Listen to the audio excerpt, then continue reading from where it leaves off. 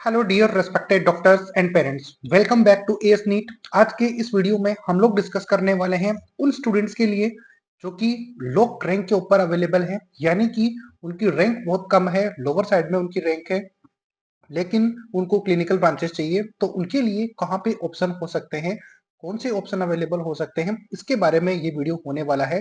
तो वीडियो बहुत ध्यान से और एंड तक जरूर देखना, आपको इसमें काफी ज्यादा फायदा होने वाला है, क्योंकि इस तरीके के अपडेट्स और नॉलेजेबल वीडियोस हम आपके लिए लाते रहते हैं। तो चैनल को जरूर सब्सक्राइब और लाइक जरूर करके रखिए, ताकि आपको हर एक वो नोटिफिकेशन और इन्फॉर्मेशन मिल पाए जो कि आपके लिए जरूरी है।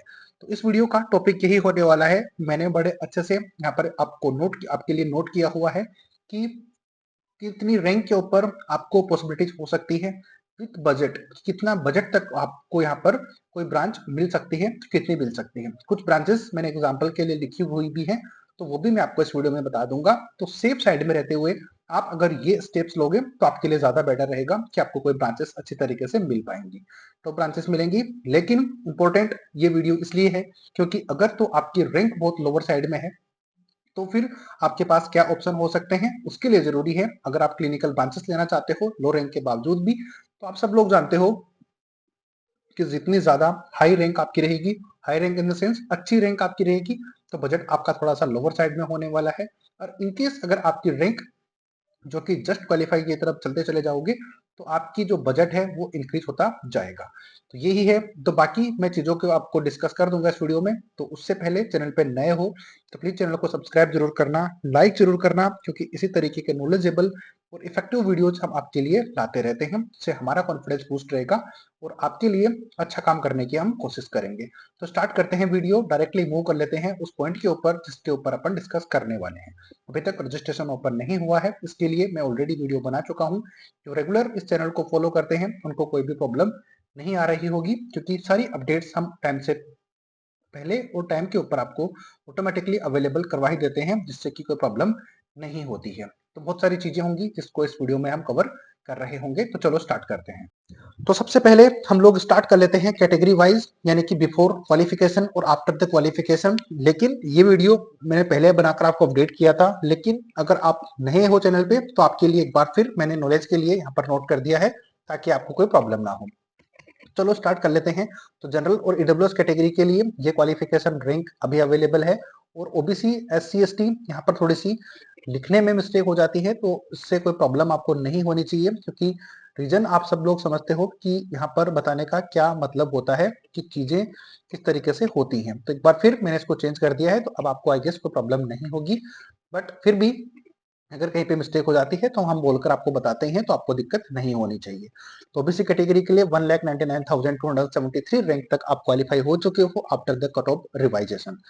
ठीक है। तो अब अपना मुद्दा यह है कि हमें क्लिनिकल ब्रांचेस कहाँ मिल सकती है और कौन सी मिल सकती है।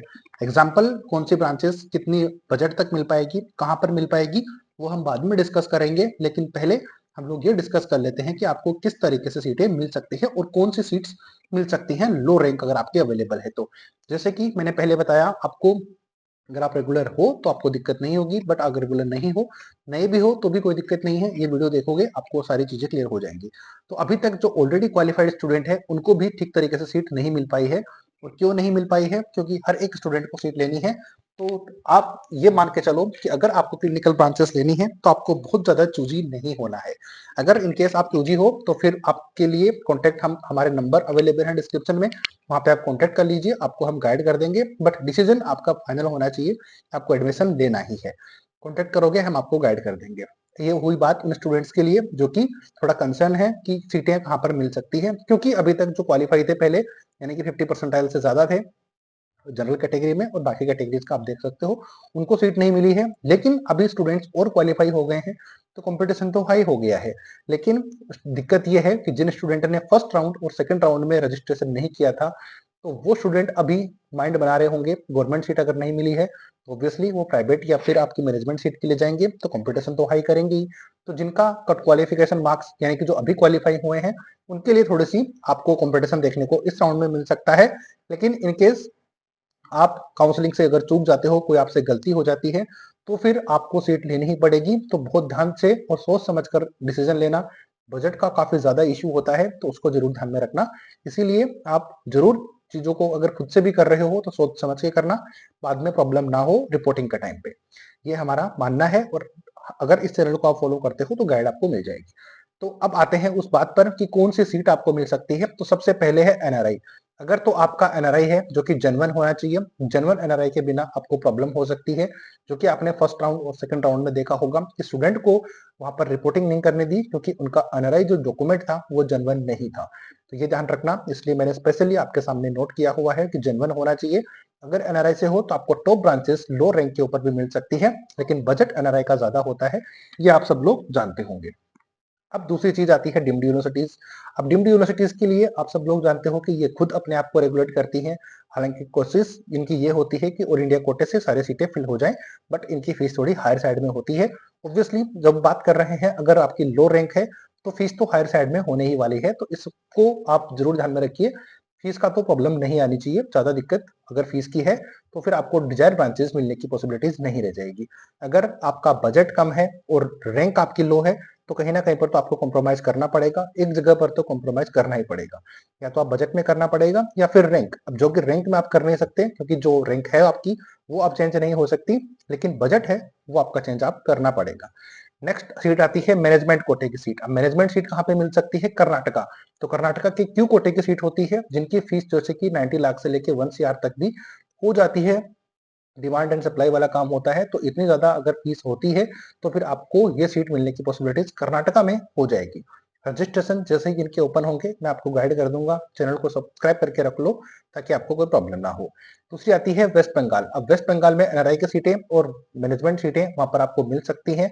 दूसरी आती है राजस्थान। तो राजस्थान में मैनेजमेंट की सीट होती है और फीसेस काफी ज्यादा हाई होती है, और टॉप ब्रांचेस की कितनी फीस होगी वो आपको हम जब आप कॉन्टेक्ट करोगे हम आपको गाइड कर देंगे, और उसमें आपको काफी हेल्प हो सकती है। बिहार के लिए भी पॉसिबल हो सकती है, जो लेकिन वहां पर आपको एनआरआई सीट मिल पाएगी, मैंने यहाँ पे नोट किया हुआ है। इसके अलावा यूपी में किसी भी तरीके का कोई कोटा नहीं होता है, तो ये ओपन स्टेट होता है। फीस भी यहाँ की कम होती है, तो काफी ज्यादा कंपटीशन होता है। तो अगर जिनकी रैंक अच्छी है तो वो यहाँ पर एडमिशन ले सकते हैं। अगर गवर्नमेंट से चूक गए हैं तो यूपी उनके लिए बेस्ट ऑप्शन हो सकता है। ये थी बात। दूसरी आती है हिमाचल प्रदेश। तो यहाँ पर भी आपकी एनआरआई सीट अवेलेबल है, तो एनआरआई से अगर आप हो तो यहाँ पर आपको सीट मिल सकती है। दूसरा है उत्तराखंड। तो यहाँ पर भी एनआरआई की सीटें हो सकती हैं। तो मैनेजमेंट के लिए आपके पास दो स्टेट अवेलेबल हैं, कर्नाटका और राजस्थान। दो ऐसे स्टेट हैं जहां पर आपको सीट मिल सकती है। और अगर तीसरा स्टेट की बात करें तो वेस्ट बंगाल। सबसे ज्यादा चांसेस आपके वेस्ट बंगाल के हो सकते हैं, दूसरा हो सकता है कर्नाटका, और थर्ड है राजस्थान।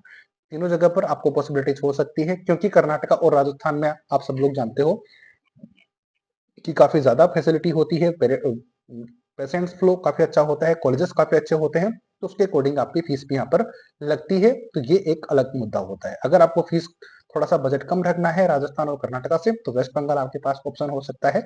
और हिमाचल प्रदेश, इनमें आपका एनआरआई से है तो आपके पास ऑप्शन हो सकता है। तो ये मैंने आपको समझाया कि किस तरीके से पॉसिबिलिटीज हो सकती है। बाकी थोड़े से पॉइंट है जिसको मैं थोड़ा सा अभी तक आपको ये समझ में आ गया होगा कि कौन सी रैंक, या फिर रैंक तो मैंने खैर आपको बता ही दी है कि जितनी ज्यादा हायर रैंक आपकी होगी यानी कि लो रैंक होगी तो आपको क्या क्या पॉसिबिलिटीज हो सकती है, कौन कौन से स्टेट में हो सकती है, ये मैंने आपको बता दिया। बाकी और कहीं पर पॉसिबिलिटी होगी, क्योंकि एक वीडियो में आप सब लोग जानते हो कि हर एक चीज को बताना या फिर हर एक चीज को कवर करना बहुत मुश्किल हो जाता है। 1 घंटे का वीडियो हो जाएगा, तो इसलिए बहुत इसको समाप्त करके वीडियो को इसी तरीके से हम बता सकते हैं। अब कुछ ब्रांचेस का मैं एग्जांपल दे देता हूं जो कि टॉप ब्रांचेस है, जैसे कि रेडियो। अब रेडियो की बात करेंगे तो कहां तक आपको मिल सकती है, तो कुछ जैसे कि कर्नाटका, महाराष्ट्र, राजस्थान और वेस्ट बंगाल। अब राजस्थान में तो ये फीस आपकी मैंने नोट करी हुई है कि मिनिमम, अगर तो आपकी रैंक अच्छी है यानी कि जो आप जस्ट क्वालिफाई हो उससे थोड़ा आप नीचे 1 लाख रैंक की साइड आओगे, तो आपकी जो फीस है वो इसके बीच में या फिर इससे थोड़ा नीचे 80 to 90 लाख या फिर 1 CR के बीच में हो सकती है। बट मैंने ये जो बजट बताया है ये एक सेफ साइड में रहते हुए बताया है, ताकि आपको इससे थोड़ा बहुत ऊपर नीचे फ्लेक्सिबल होना पड़ेगा। वो अलग अलग स्टेट की अलग अलग रिक्वायरमेंट होती है, वो आपको हम गाइड कर देंगे। तो इन स्टेट्स में अब मैंने यहाँ पर बता दिया है कि कर्नाटका में कौन सी सीट है, महाराष्ट्र में एनआरआई सीट से जा सकते हो, राजस्थान में मैनेजमेंट सीट है, और वेस्ट बंगाल में आप मैनेजमेंट और एनआरआई दोनों से जा सकते हो। बजट आपका इस तरीके से हो सकता है। बाकी डरमा की बात करेंगे तो ये स्टेट्स हो सकते हैं। अब इन स्टेट्स के आगे मैंने ये नहीं लिखा हुआ है कि कौन सी सीट आपको मिल सकती है, एनआरआई या फिर मैनेजमेंट, क्योंकि वो ऑलरेडी मैं आपको समझा चुका हूँ। तो इनका बजट 70 से लेकर 90 लाख के बीच में हो सकता है। अब 70 से 90 का क्या मतलब हुआ? मतलब ये हुआ कि जितनी अच्छी आपकी रैंक होगी उतना बजट आपका 70 तक हो जाएगा। अगर इनकेस जितनी ज्यादा लोअर साइड में आपकी रैंक जाती जाएगी तो आपका बजट वहां पर 90 लाख या फिर 1 CR तक मूव करता रहेगा। ये इसका मतलब है। तो यही रेंज मैंने इसलिए लिखी हुई है। अब आपको समझ में आ गया होगा। नेक्स्ट आते हैं जनरल मेडिसिन के ऊपर। तो जनरल मेडिसिन के ऊपर ये स्टेट्स में आपको पॉसिबिलिटीज हो सकती है। एमपी में एनआरआईसीटी हो सकती है, जो कि आपको एक नया स्टेट देखने को मिला होगा। तो यहाँ पर 70 से 80 लाख पर ईयर के अकॉर्डिंग आपकी फीस हो सकती है। अब ये रेंज मैंने इतनी क्यों लिखी हुई है, ये आपको समझ आ गया होगा। अब अगर इसमें बजट थोड़ा ऊपर भी हो जाता है तो इसमें आपको सरप्राइज होने की जरूरत नहीं है, क्योंकि लास्ट में आपको आपके लिए यही होता है कि सप्लाई एंड डिमांड वाला काम, क्योंकि स्टूडेंट्स इतने ज्यादा क्वालिफाई हो गए हैं तो उनको ऑब्वियसली सीट तो लेनी है। और अगर सीट लेनी है क्योंकि उनका बजट है तो ऑब्वियसली वो तो हर स्टेट में अप्लाई करेंगे। बस उनको मतलब है तो सीट लेने से। तो इस बात को आप जरूर ध्यान रखना। तो सोच समझकर और अच्छी तरीके से काउंसलिंग करना। और अगर आप खुद कर सकते हो तो वेल एंड गुड, अदरवाइज आप कांटेक्ट करोगे तो आपको हम अच्छे से हेल्प कर पाएंगे।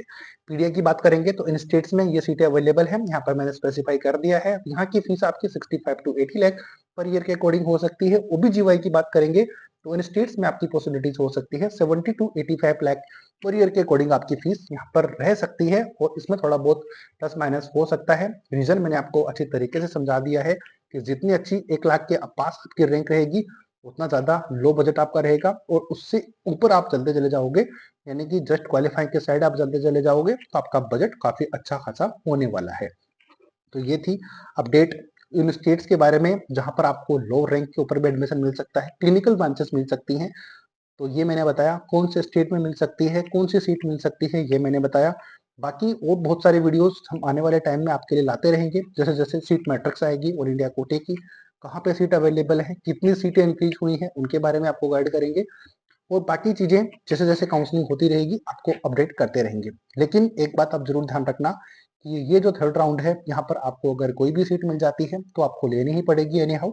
अदरवाइज आप आगे की काउंसलिंग से बाहर हो जाओगे, प्लस आपकी फिर सिक्योरिटी मनी भी फॉरफिट हो जाएगी। तो बहुत ध्यान से सारी चीज को करना होगा। तो ये थी बात। आ गई होगी समझ में कि कितनी रैंक तक क्या कॉलेज मिल सकता है, कितना बजट हो सकता है।